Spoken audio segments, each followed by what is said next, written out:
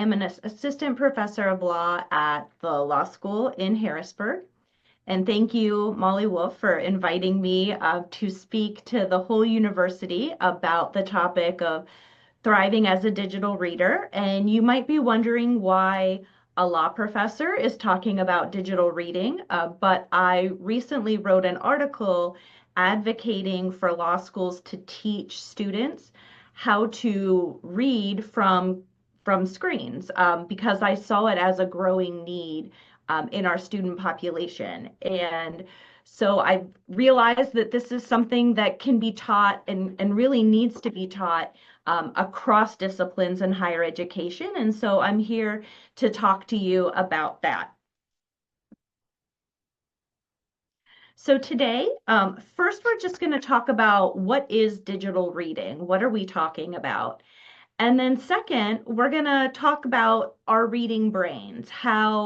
When we read, how does it compare when we read from paper versus how we read from a screen? And then finally, I'm going to talk to you about how to thrive when you are a digital reader, certain strategies that you can adopt and that you can start adopting today. And I also wanted to let you know that if you have any questions or comments, that you can put them in the chat, and Molly knows that she can interrupt me if you want to interact during the presentation. Also, hopefully there will be some time left at the end of the presentation if you want to ask some questions at the end as well. So first, let's just talk about what is digital reading. And so just so we're all on the same page with terminology, I likely will be using the terms digital reading. I may call it e-reading. I may call it screen reading. Those all mean the same thing. It's reading text in a digital format. And that digital text can take many forms. That can be a web page, it could be an ebook, it could be a PDF, it could be a scan of printed material. And you can read this digital text from various devices. You might be reading it from a laptop, from a cell phone, from an e-reader, from a tablet. I am not using the term online reading because that requires an internet connection, and you can read something that you've downloaded. So an internet connection is not necessary for all e-reading. So next, I would like some audience participation, and I know that on Zoom, people don't really like to talk often out loud, and so I'm going to do this through a poll, and so you can participate in the poll by either texting a message to 22333 with the term Prof. Sholtis in your message. You can join on the web by using pollev.com/Prof. Sholtis, or you can scan the QR code with your phone on the screen in order to answer the questions. All right, so my first question is, how does digital reading fit into your work for your job or for the courses that you're taking? Do you A, always read from a screen? Do you B, always read, oops, sorry about that. I didn't mean to advance there. Always read from paper, or do you read from a screen sometimes and paper sometimes? So weigh in on how you are reading, and let's take a look. So it looks like most of you, about 88%, read from a screen sometimes and paper sometimes, and 13% of you always read from a screen, and no one who participated in our poll always reads from paper. All right, let's look at our next question. So our next question is for those of you who are taking courses or teaching courses, how do you read your textbooks? Do you primarily read them in digital format? Do you primarily read them in print format? Do you primarily read them through audio format, or some combination of the above, print, audio, or digital? And let's see what you all are weighing in. So it looks like 67% of you primarily digital. That's dropping as people are weighing in 57%. 43% primarily print, and it looks like no one primarily uses audio and no one is bouncing back and forth between different formats. So um, I'll just share, I typically poll my students every year, and I have first year law students that I'm teaching legal research and writing to, and I asked them this year, and 81% of my students are reading our main textbook in print. 11% are reading it exclusively as the digital book, and 8% bought it in a bundle or have it in a bundle. And so they were using both digital and print. So it's really interesting that most of you are reading it, the majority are using primarily digital. All right. If you prefer to read from a screen for work or school, can you explain why in 1 to 3 words? So I know that's not a lot of space. So just your primary reason, if you are someone who prefers to read from a screen for work or school, if you could tell me why in 1 to 3 words, what is it about digital reading that you prefer over print?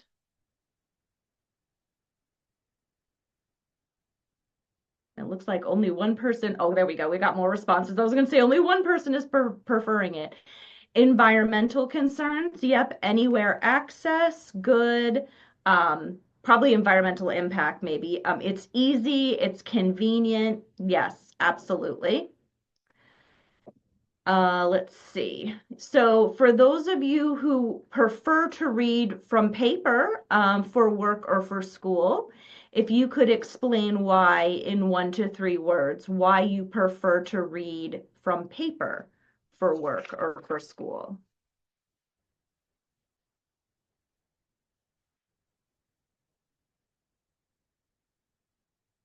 Okay, and some of the responses are coming in now, so let's take a look.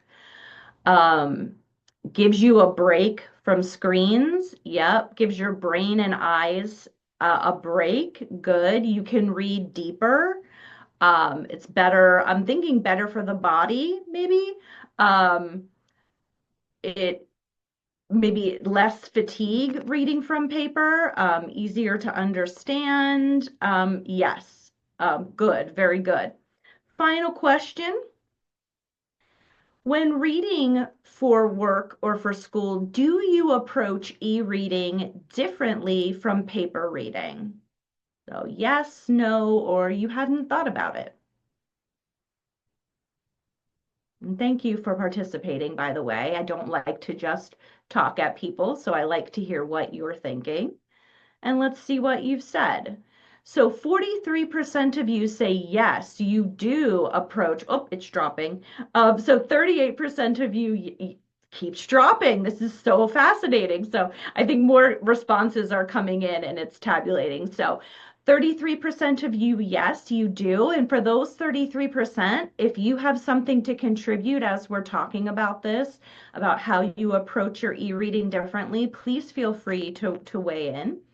11% of you know, and 56% of you hadn't thought about it. And that is really generally what I experience when I'm talking about this with other people, is that people either don't approach it differently or they really never even thought about approaching it differently. And so we're going to talk about that.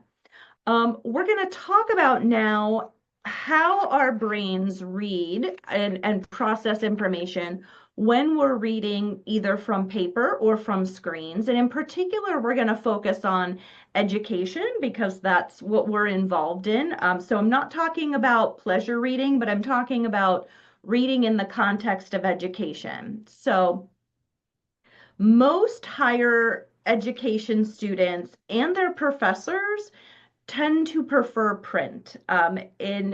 There is, however, and I think you can see this from our poll, there's a growing minority preference for digital, and that preference stems out of the reasons that you all provided as far as why you prefer digital. Environmental impact, the portability, the convenience. So there is this growing trend towards digital being preferred. Initial research into the area of which medium is better for higher education reading, the conclusion was that print was better than digital. The results showed that students tended to understand and remember the material better when they read from print versus reading from a screen, and it was easier for students to synthesize across various texts when they were reading them in print versus reading them from a screen.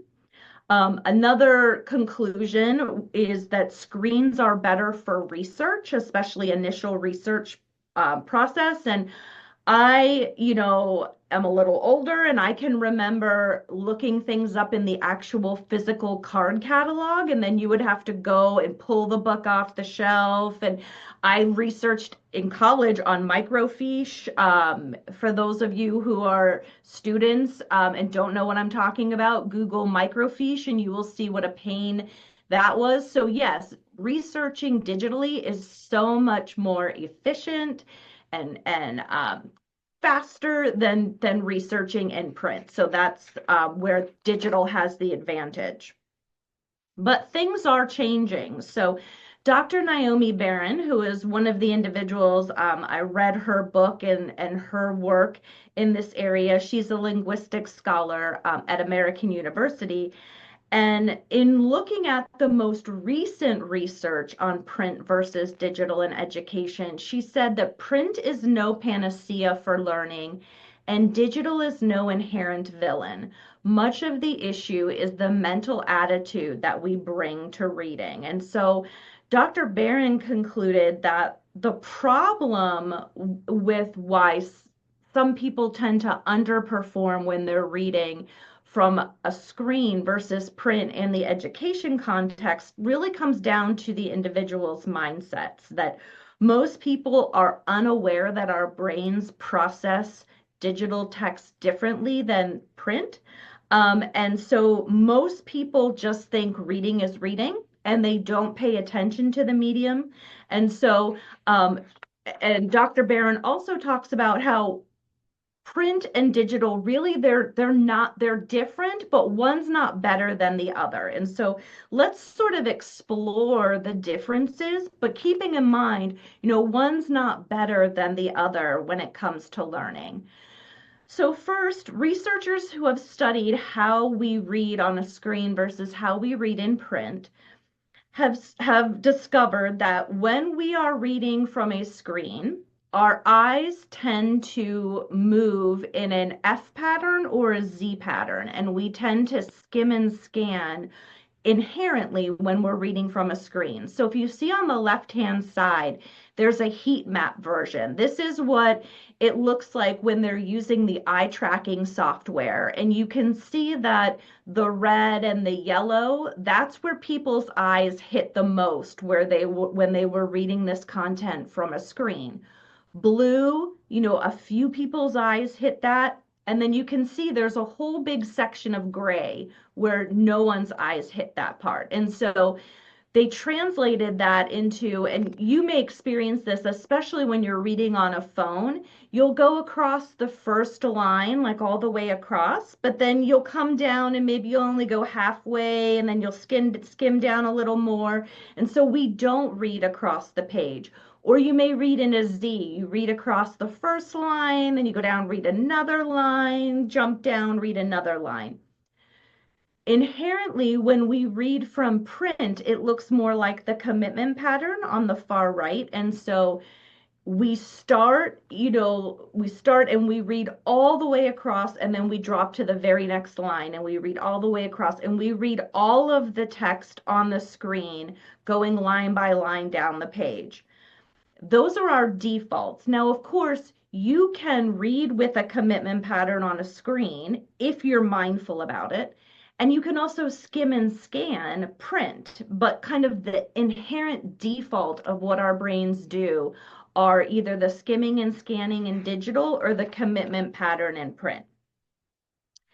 So reading in print and reading from a screen, they are different. And this slide kind of shows you the differences. And what's interesting is that what is one medium's pro is the other medium's con. So those who preferred the digital, you said that you preferred the digital because it's portable, it's convenient. Yes, absolutely. You can just throw your laptop in your bag and you're not putting all of these heavy books.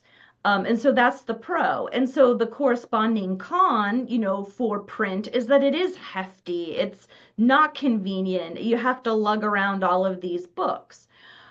Same with, some of you mentioned you like print because of the headaches and eye strain that can be associated with digital. So you view print with reflective light, not with the emitted light that comes from digital. Screen reading, environmentally friendlier, print has a bigger environmental impact. Print has more of a sensory, it's more of a sensory experience. So you can see in the image of the person reading on the screen, you hold the book, you know how much you have left to read because you can visually see and feel how much is left in the book.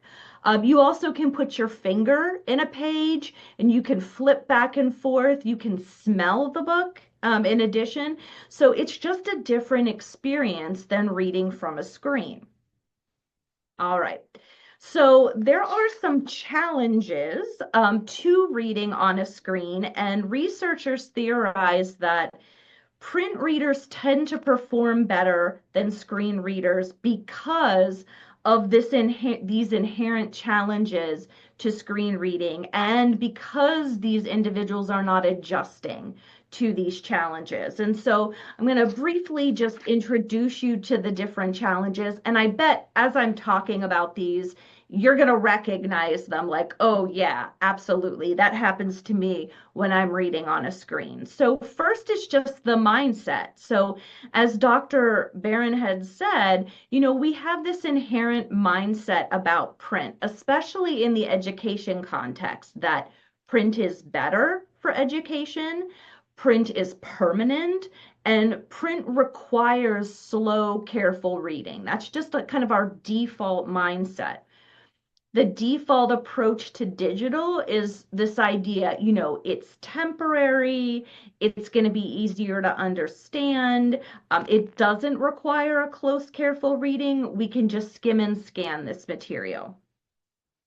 Next challenge is the scrollable format. So um, there's a lack of a fixed page oftentimes when you're reading, and that makes it more difficult for the brain to encode the information. So when you are reading from print and there's that fixed page, your brain starts to encode that information based on that fixed page. I don't know if you've ever had the experience of reading in print and you think, oh, wait a minute, I remember there was something about this earlier and it was midway through the page. That's your brain encoding that information from the printed page. When you're scrolling, your brain has a difficult time. It can't encode that information. And so that that decreases your comprehension and your recall of the material. The scrolling also zaps your energy as a reader because of the cognitive effort you're expending in how much longer is this, right? If you're reading something and you don't know where it's going to end, your brain is thinking about that while you're also reading at the same time.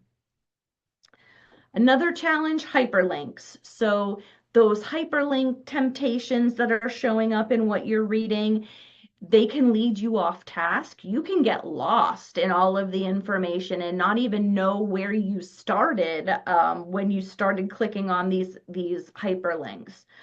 They also can become overwhelming, and that's one of the reasons our brains will skim and scan as well, is our brains become overloaded by the information, and so we can't take it all in, so we'll start skimming and scanning. Also, just having to make the repeated decision of, am I going to click on this link or not, takes away from the cognitive power that you're using to understand the text. And so again, your attention is diverted and you can't focus all of your attention on reading the text. Next is annotation. So oftentimes when you're reading digitally, the annotation ability, it's either not there at all, you don't have the ability to annotate, or the annotation feels very clunky, especially compared to annotating print with a pen or a pencil. That's so super easy. Just writing in the margins, circling things with a pen or a pencil, much easier. And so people tend to annotate the text less when they're reading from a screen. And what that does is it speeds up our reading. We're not stopping to take notes. And we're decreasing our comprehension because we're not stopping to check our understanding and to make notes on the paper. Another challenge is multitasking and distractions. So it is so easy when you're reading from a screen to be doing other things at the same time, checking your email, doing a Google search. Different things are popping up at you. You're getting messages, you're getting email notifications. This multitasking and the distracting can overwhelm your working memory, and it can increase the likelihood of you making a mistake. And it's definitely hurting your concentration and your ability to comprehend the material. The multitasking, as well as the distractions from notifications and pop-up ads, it decreases your ability to concentrate, as we just talked about. It hurts your ability to retain the information that you are reading, and it hurts your ability to make connections across passages that you're reading. And finally, every time you are interrupted or you switch tasks, your brain needs time to switch from one task to the other. We think we can multitask, but our brains can't. Our brains need time, even if it's just a millisecond, to switch tasks. And so these disruptions and the multitasking can actually make the reading process take longer because we're switching tasks so many different times. And the final challenge are the light emitting screens. So initially, researchers thought that the light itself is what was causing people to have headaches and eye strain.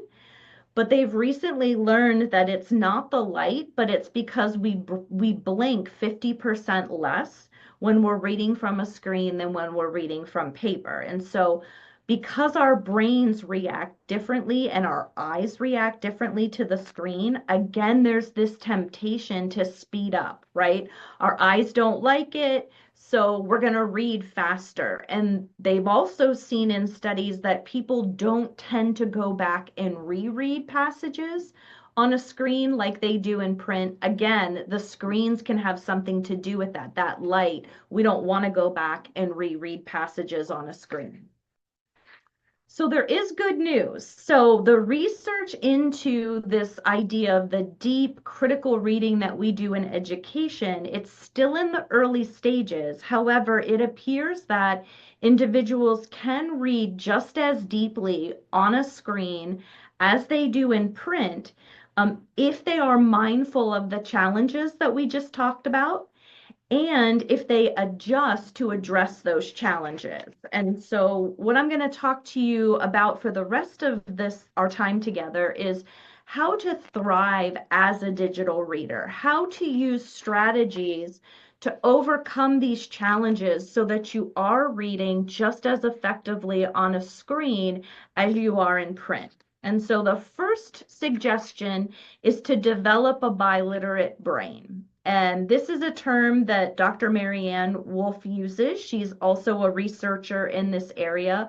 And she talks about sort of, keeping our brain muscles sharp for both of the different types of reading. There are differences between the two mediums, and to really keep our skills up with regard to both types of reading. And so just by attending this session today, you are already making strides in this strategy because you've learned about the pros and cons and how the two mediums are different, and you're going to start getting some strategies that you can start practicing when you read from a screen.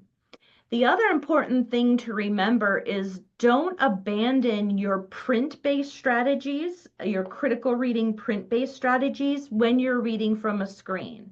The research tends to show that people just abandon these strategies that they've learned, these reading strategies, because they don't really think about them applying to reading from a screen. So if you don't know what I'm talking about as far as critical reading strategies, certainly Google that topic, but I'll just give you a few examples. So first, a critical reading strategy is to get a sense of the material by a quick overview and then read a second time deeply.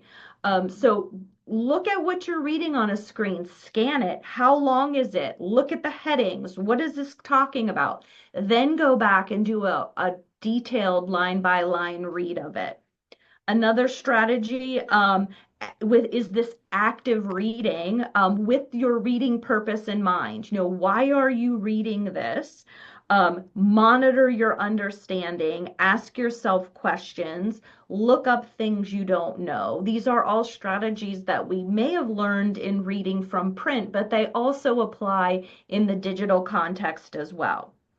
And I just would encourage you, practice reading in both mediums. I do a lot of screen reading at work, and so if I'm reading for pleasure, I oftentimes will read from print for pleasure, just so I'm kind of keeping both of my skill sets sharp. Our brains are constantly changing and adapting to the screen reading, and so you're going to want to try to practice reading in both. So for those of you who are reading from both mediums in work or school, that's good because you're getting practice in both mediums.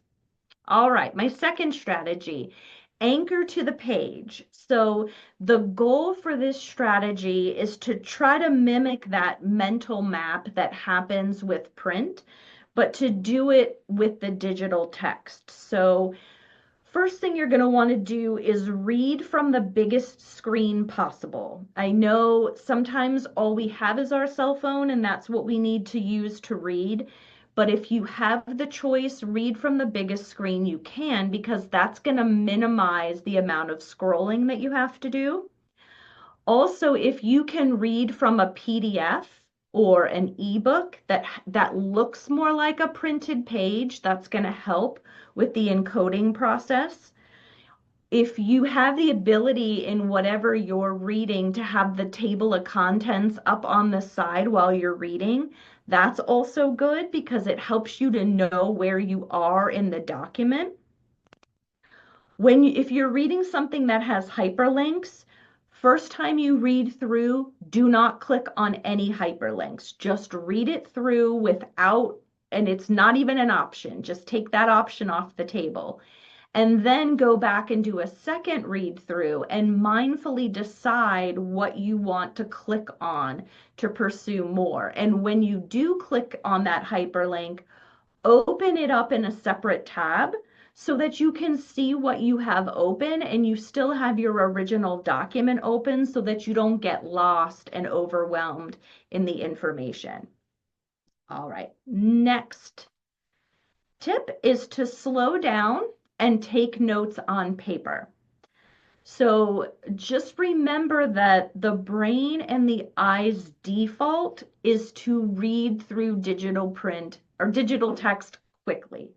And so when you are reading from a screen, mindfully think about, I need to slow down. I need to read this like I would read paper, line by line by line. Also, annotate. And when I say annotate, I mean write in the margins, circle things. I'm going to show you some annotation tools in a minute to kind of talk about that. So if the functionality is available, annotate. And highlighting is not a great way to annotate because it doesn't slow you down at all. You're just kind of reading just as fast and you're just highlighting. But take time to write in the margins, circle words, underline. That's going to slow you down a little bit and it's going to help. You're going to stop to check your understanding as you do so. Finally, take notes, but take notes on paper. So the reason I suggest this is, again, it's going to slow you down. So if you're just copying the text and pasting it into digital notes, you're not slowing down and you probably don't even know what you're copying and pasting. Like you're not comprehending it. If you slow down, if you stop and you capture your understanding in taking notes on paper, it's first going to give you that time to stop, pause, check your understanding, and capture it in your own words on the paper. And that is going to improve your understanding and your comprehension as well. Also, if you don't understand something, stop, look it up, make sure that you're monitoring your comprehension as you're reading the digital text. Okay, utilize digital reading tools. And so here's where I'm going to give you a demonstration of just some free digital reading tools that you can use and sort of the functionality in some of them. So what I'm going to do is I'm going to stop sharing my screen so I can share my other screen. And I am going to pull up some digital reading tools to share with you. So I am going to share a PDF with you. Can everybody see the PDF? There's a PDF of a document on the screen. Can someone let me know? Yes, you're shaking your head. Okay, perfect. Okay, so this is a PDF. This is actually a draft of my article that's coming out in the Duquesne Law Review. And so you can see that it looks like a printed page. It's got the margins and everything. What I'm using to view this is Microsoft Edge.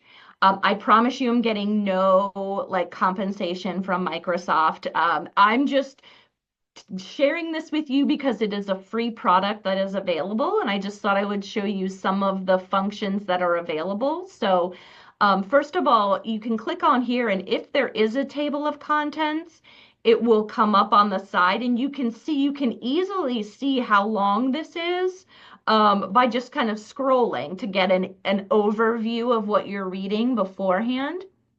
I think the tools here are really easy to use to annotate. So you can highlight, you can change the thickness of your highlighters. So I can just go in and I can just highlight what I want to highlight.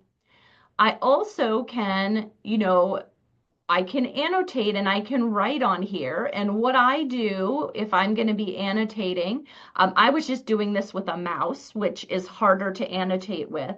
But I have, again, I'm getting no compensation, but I have a Microsoft Surface with the pen, and it's a really close experience to writing, like it feels like you're writing on paper. I know I've heard that the iPad with the pen is a similar experience. There are also other devices like Remarkable that give you that ability to annotate on a screen similar to the pen to paper experience. If you want to annotate but you don't have the pen function, you can type in your annotations. So, here is a note, and then you can annotate that way in the document to add your notes as well. You can use these middle functions to change how the document looks. So my eyes are getting older, so I often make the print bigger so that I can see it. You can stretch it across the page. So again, making it easier for our eyes to look at the document so we're not straining. And I think that's all I wanted to show you in this. So next thing I want to show you is I want to show you Red Shelf. And so let me see if it's telling me that, of course, I timed out because I had this open. Let's try it again and see if it will bring it back up.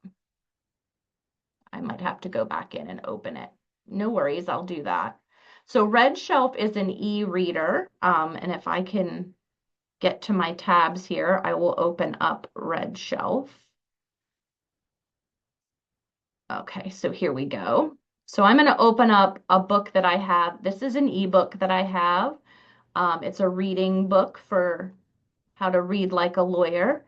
And I'm going to bring up this book. And so this is, again, a free platform that's available if you purchase an ebook through a publisher that uses this. But I just wanted to show you some of the functionality because various e-readers, whether you're using a Kindle or you're using a Kobo or you're using an e-reader like this, has different functionalities. So first, you can make different notes and highlights, just like we were talking about before. So when I click on that, this shows you all of the notes that I've made, and I can click on to see the notes that I've made in the various chapters and what my notes are. And if I want to make a note, so I'm reading this page, I just highlight and then it'll bring up various options for me. So I can highlight this if I want. I can make a note about this if I want. Oh, let me try that again. There we go. I can make a note. So I can put, here, oops, here is a note about this. And so I can add a note to my highlighting. Another thing I love about e-readers is that you can highlight a word if that you don't know and get the definition. And I know this functionality is available in Kindle. So you don't have to stop. And I love this functionality about digital reading. I don't have to stop and look up the word. I can just get the definition of the word that I don't know right while I'm reading. So I really like that a lot. Some other functionality that you can do here. So here's where you can bring up the table of contents in this e-reader. So again, I can see how much there is and where I am in relation to that. Another great function, and I might have passed over this function. This function is also available in the Microsoft Edge PDF reader, is I can search for a term. So I can search critical reading and get and see where it is or if that term is anywhere in this book. It might take it a minute because I bet there's a lot of this term. But it will, yeah, it'll show me everywhere where the term critical reading is. It's such a great feature when you're trying to find something in a book. You can just search for it and it'll bring up all of the instances of that. Another thing is this will also allow you to adjust the settings. So I can make my font larger, I can change the color contrast, and then I can always reset it to the default if I've played with things a little bit too much. Another function, there is a text to speech function. So if you want to have the material read to you, that option is available, and that's available with most e-readers as well.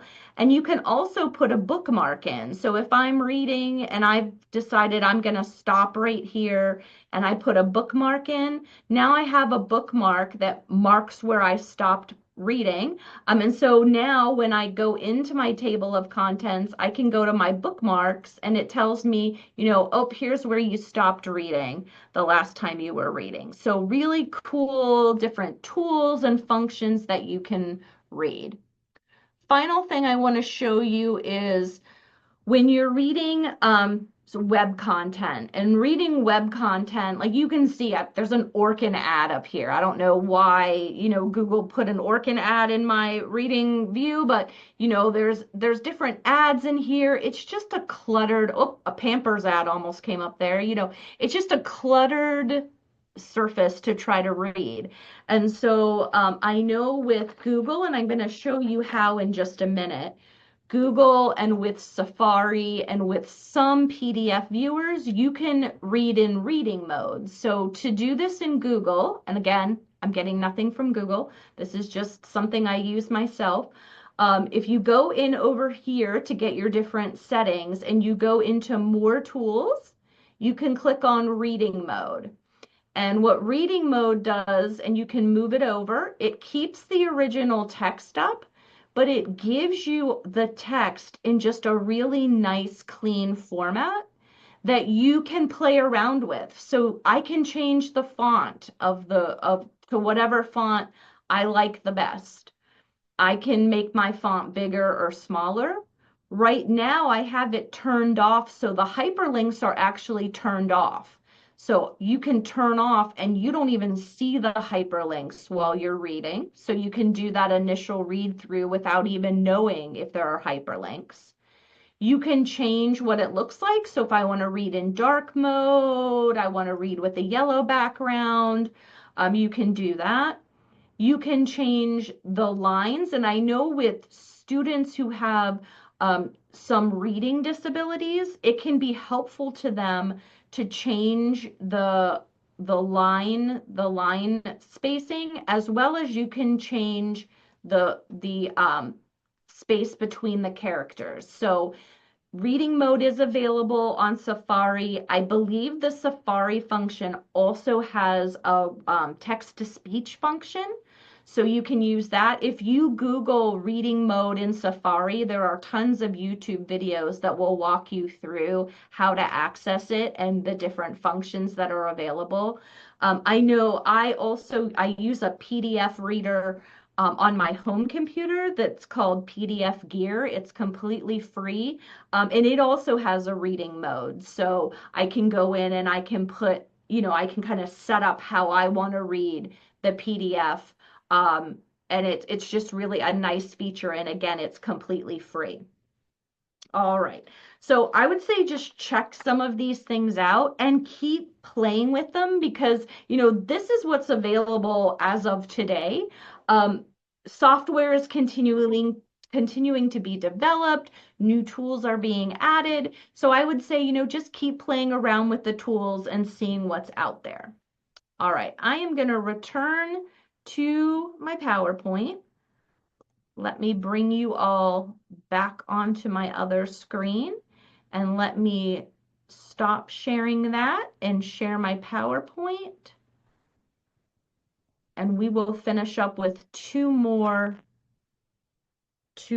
suggestions. So my fifth suggestion, except it's not letting me advance for some reason. Oh, because I think my pen is on. There we go. No? Yes. Okay, is to facilitate focus. So this is a tip that is going to require some discipline and some willpower, but when you are reading from a screen, turn everything else off. So the only thing that should be open is what you're reading.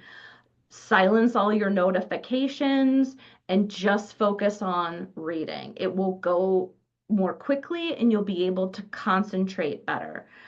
There was also a study done with individuals reading from a screen, but they have their cell phones next to them. And the people who were able to understand and recall the text best were the individuals who had their cell phones in a different room. So they studied people who had the cell phone next to them, face up, next to them, face down, next to them in a bag, and in another room. People who it wasn't even in the same room did the best. And I mean, we've all had the phantom buzz, right? You think that your phone's going off and it's not. So just the phone sitting there can be a distraction, even if you've silenced it. So maybe turn it off or put it in another room to help you concentrate. And then my final tip is just monitor your fatigue and recharge. So the type of reading we're doing in education, it is taxing, whether you're reading from a screen or you're reading in print. But when you're reading from a screen and you take a break from the screen. I'm often amused when my students say like, "Oh, I took a break and I was scrolling through Instagram." I'm like, "That wasn't a break. Like your brain and eyes didn't get a break." So get away from the screen. That's why I have a picture of a cat high-fiving, its owner. Is like, go pet your dog, go outside, do something, move around, get away from the computer. What I'll do is I'll set a timer and I'll read for 35, 40 minutes, and then I take a 5 or 10 minute break and I get up and I leave the screen. There's also the idea of there's the 20-20-20 rule, which says that every 20 minutes you should look at something 20 feet away from your screen for 20 seconds. That is supposed to help with the eye fatigue when you're reading. Also, reading with your glasses on is better than reading with contacts because, again, you're going to blink more if you've got your glasses on versus with your contacts. And using rewetting drops if your eyes are getting really dry when you're doing your digital reading, anything to kind of help refresh your mind and your eyes while you're reading. So those are my strategies for you. Developing that biliterate brain, anchoring to the page, slowing down and taking notes on paper. Utilize those digital reading tools, and the more you use them, the more comfortable you're going to get with them. Facilitate your focus, and then monitor your fatigue and recharge. And final thing, we have some time, so if you have some questions, I would be happy to answer them if I know the answer. There's also a QR code up there for those of you who are educators. This article talks about how to teach students these skills, and while it's set in a law school setting, the ideas would work in any type of higher education class. So if you want to download a draft of the article, you can do that. Also, if you want to reach out to me with any feedback or questions, my email is up there as well. So if anybody has any questions right now, I'd be happy to answer them.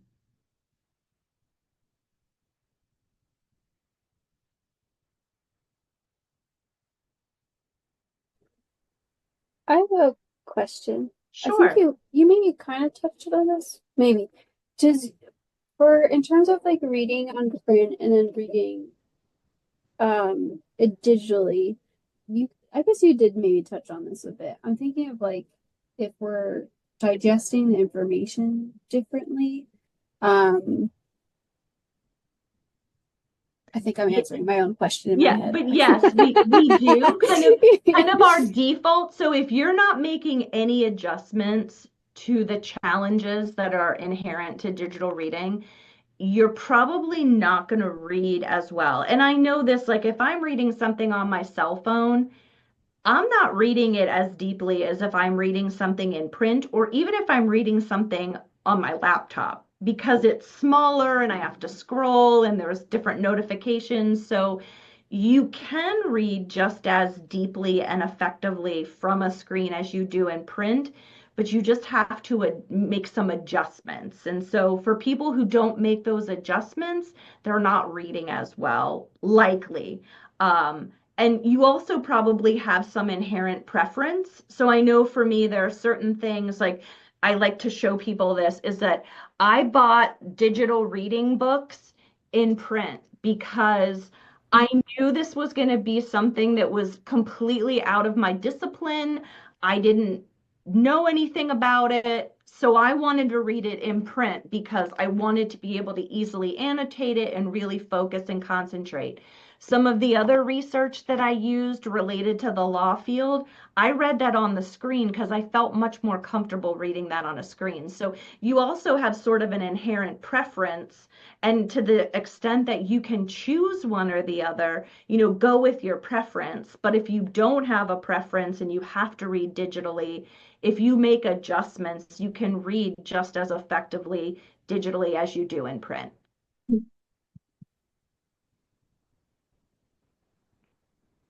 Now that I am aware of all of this, I'm thinking about the way I read, and I read voraciously for pleasure. No shock, I'm a librarian. And it's sort of half and half between print and digital. Hmm. Mostly because if I'm getting a library book, it's probably through the Libby app, and if I've bought a book, then it just sort of depends. Do I want it instantly, or can I wait to read it and wait to get the paper version? Right. But when I read for work, if I have the option, and I know this is probably so completely cringe, and don't let the IT people hear me say this. I print it out. Yeah. I printed. I would much rather have like the printed article that I can write all over. If I Yes. have to read it on a screen, that's fine. But I Mhm. really like, and I think that I think that I do like because I have to pay attention, right? I need if Right. I forget the main character's name in the novel I'm reading, not a big deal. Um, but I need to pay attention to the article. I need to pay attention to the grant proposal. I need to pay attention to the Mhm. whatever. And for me to really do that, it has to be in print. Yeah, same. And I do the same thing for editing. So If I'm editing, I print it out on paper because Yes. I need to be able to see it, flip different pages, and there's just something about seeing it on paper. I catch more mistakes when I'm looking at it on paper than when I'm looking at it on the screen. And I know for me, like synthesizing across sources, it's nice if I can lay them all out in front of me versus, Mhm. when I'm working, I have two screens. So I can only bring up so many things at a time. But if I have the print all out in front of me, which is why I wanted to have these books in print, is I wanted to be able to kind of lay them all out in front of me so that I could synthesize them together. And I find that a lot harder to do if I just have digital sources. Mhm. I was wondering about, I thought the point about encoding was very, very interesting with writing, and being able to annotate in the digital text. And I was wondering if there was any kind of research about, um, the encoding and being able to like kind of find your way back to that in a digital text where you've written a note. Because I know I connect kind of spatially where I've written something on a piece of Hmm. paper. And I just didn't, I was wondering if there was any kind of research about that. Off the top of my head, I'm not sure, but the research in this area is really in its infancy. I mean, they're just really starting to study this and get thoughtful about and kind of hypothesizing why things happen. So I'm not sure, other than, I mean, there is this idea of our brains do encode that page. And so if you're writing a note on a particular page, you're telling your brain that's to focus on that area. So I wouldn't be surprised that you can probably recall where your notes are, or you can kind of quickly go back. Oh, I know I wrote a note about this. I mean, that makes a lot of sense. Whether that happens with digital or not, I'm not sure, especially if you have to like scroll to get to it. I know that scrolling sort of messes with the mind's ability to encode. But then again, our brains are changing too. So who knows? Like Right, our right. children may have no problems with that because our brains are evolving and adapting to reading on a screen. Yeah. Thank you. Hmm. Yeah, I was actually thinking like how I'm thinking of like you were hearing in higher, in our when the students get to us, like they aren't required or maybe haven't um read an entire book, by the time Hmm. they get to us. Hmm. So like their ability to sit down and read like one article is foreign to them. Hmm. Hmm. So I think I'm thinking of like are they like the length of something digitally versus something in print? Like, has that come up in research too? Well, I know the what you're talking about definitely has come in the research as far as our attention spans Right. are decreasing. Um, As far as, how long we can concentrate when we're reading in print versus digital, I'm not sure. Mm-hmm. I'm really not sure. One thing I can share though is, I anticipated the argument from law professors like, I don't need to teach this to my students because they know how to do this, right? They're the digital generation. They've read everything for their K through 12 and undergrad online. They have, but they've never been taught how to read from a screen. So even just kind of giving them some of these tips and helping them, um, this is not something that they're taught in K through 12. Like they're just handed a screen and they're supposed to know how to read from it, but no one is really teaching students how to do this. That's interesting. We made the assumption, as there are a lot of librarians in the room. And I think maybe the whole industry of higher ed really made assumptions about our students a while ago. They're digital natives, they grew up with the internet, they are coming to us with all these set of digital skills. And we very quickly found that that was not just because they were comfortable with the internet, didn't mean they Hmm. necessarily had skills to search it effectively, evaluate the information they Absolutely. find, understand the different, types of information sources and things like that. And I think that that tracks. Just because they've been reading things electronically doesn't mean that they know the best way to read electronically, Right. something in electronic format. Exactly. They've got digital skills. Like they can edit a video and put it up on Instagram in probably 30 seconds, right? But they don't know how to read and research from a screen because that's something that you don't just absorb. You actually have to learn the Participate. skill and practice it and be assessed in it. And that's just not happening in K Mhm. through 12.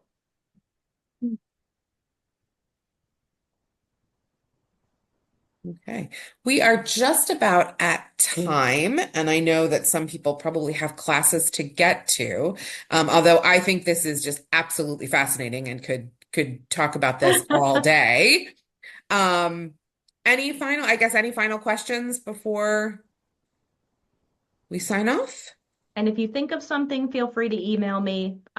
You can look me up in the email system. You can Google me and find my email on the law school webpage. If something comes up, I like to talk about this, so I'm happy to interact. You're getting a lot of thank yous in the chat. Okay, Yep. thank Thank you you. very much. Yes, Thank thank Thank you. you. you. All right, bye. Bye. Take care.